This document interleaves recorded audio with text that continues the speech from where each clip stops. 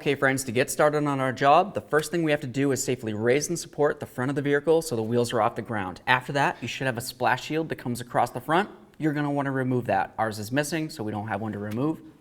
Aside from that, we have a nice clear view of where we're going to start. Now if you come on the back side of the frame along here, you're going to be able to find where your idler arm connects onto this arm right here. We need to remove this cotter pin and then remove the nut.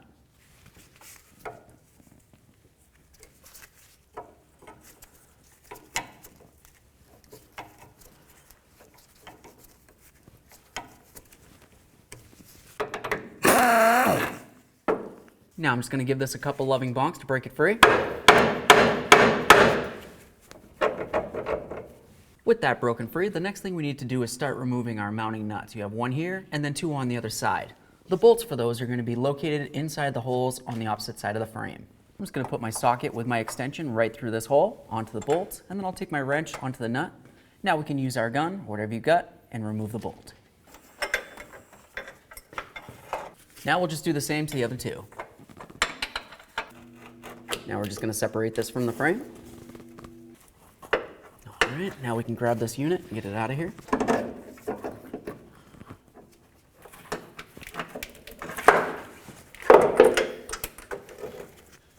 Okay, now we can separate these two. Now that we have this out of the truck, something that I like to mention is it's a good idea to just go ahead and replace these as a pair. So if you buy one, just get the other one at the same time. In case you hadn't, the next thing I'm going to do is remove this nut right here, and then we're going to have to separate the two. The problem with separating these though is you could potentially damage the boot, or of course even the joint. That's why I recommend doing it as a pair. With all that said, let's remove this nut and start separating the two.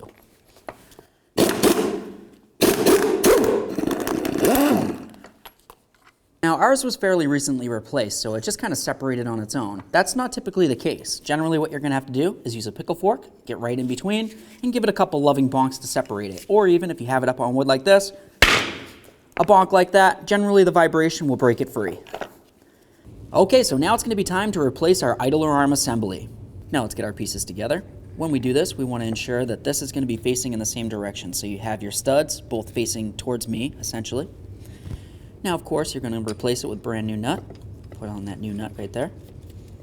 Now we need to tighten this up. If you look at the inside here, you're going to tell that there's an area that you can hold onto. That's going to hold the stud that goes through here so it doesn't move. Then we're going to tighten up the nut. Okay, now that I have that nice and tight, get this out of here. Now we're going to torque this to 46 foot-pounds.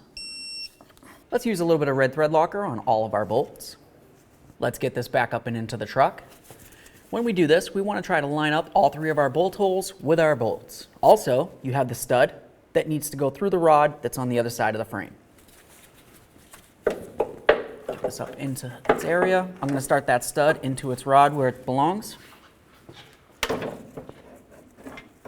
Just rest that in there. That's going to hold the assembly for us. And now we can try to hold onto those bolts and start them in.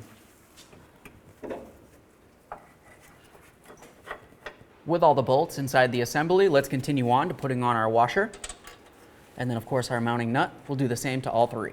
With all of them started, let's continue on by snugging them up, and then we'll torque them to 73 foot-pounds.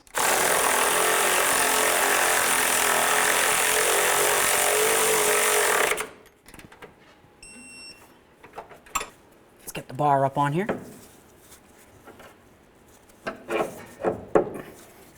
Okay, now let's start our nut on. Now let's bottom this out. Now let's torque this to 40 foot-pounds.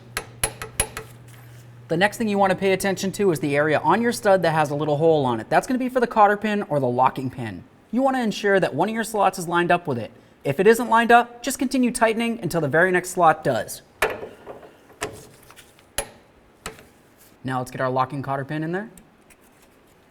Make sure that you pin it over so there's no way that it can fall out of there.